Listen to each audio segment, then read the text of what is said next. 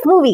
இது ஒரு மாஸ் படம் இல்லைன்னு சொல்லவே முடியாது. இது ஒரு matured gangster drama with emotions, intensity and classic cinematic touches from our favourite Mani Ratnam sir. First உங்க எல்லாருக்கும் ஒரு விஷயம் சொல்றேன், இந்த மூவி எந்த ஒரு கேங்ஸ்டர் மூவியோட கம்பேர் பண்ணாதீங்க. இது வேற லெவல். ஜஸ்ட் அ ஃப்ரெஷ் மைண்டா தியேட்டர் போய் இந்த படத்தை வாட்ச் பண்ணுங்க. கண்டிப்பா நீங்க ரொம்ப என்ஜாய் பண்ணி பாப்பீங்க.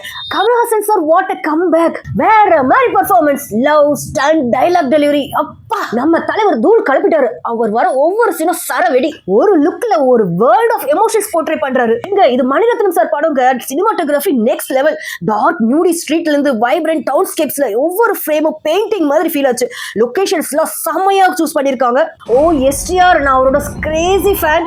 இந்த படத்துல செம ஃபயர் ஆக்ட் பண்ணிருக்காரு. என்ன ஸ்டைல், என்ன ஆட்டிடியூட், செம மாஸ் பெர்ஃபார்மன்ஸ் கொடுத்திருக்காரு. இந்த படத்துல வர சாங் ஜிங்கிச்சா ஜிங்கிச்சா சாங் குழந்தையில இருந்து பெரியவங்க வரைக்கும் அவ்வளவு வைப் பண்ணி நாங்க என்ஜாய் பண்ணி பார்த்தோம். நிஜமாவே இங்க ஏஆர் ரஹ்மான் சார் தான் கிங். அவரோட பிஜிஎம் ஸ்கோர்லாம் வேற லெவல்ல இருந்துச்சு. மியூசிக் மட்டும் சொல்ல முடியாதுங்க, அவ்வளவு எமோஷன்ஸ். ஒவ்வொரு சிங்கிள் மூமெண்ட், ஒவ்வொரு சைலண்ட் அண்ட் இன்டென்ஸ் சீன்ஸ்ல அவர் பிஜிஎம் கொடுத்திருக்காரு பாருங்க.